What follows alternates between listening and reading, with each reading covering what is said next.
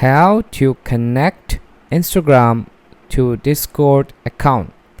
So guys, I'm gonna be totally honest here and I'm gonna be totally straight to the point. Right now you can't connect Discord to Instagram. So why? Let me show you. Just open your Discord.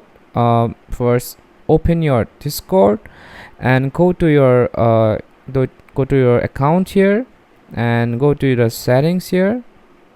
Here you can see this option which says connections.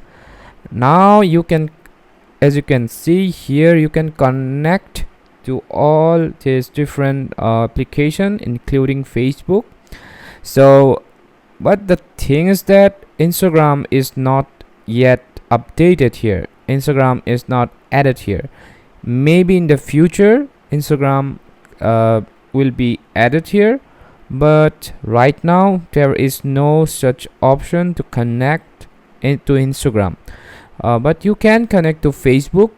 That's basically the same, owned by same company, but unfortunately you can't connect Instagram to Discord right now while recording this video. Maybe in the future, if you see this video in like 2-3 months, maybe after 1 year, if you see this video, things might change. But right now there is no such option. You can connect Instagram to Discord.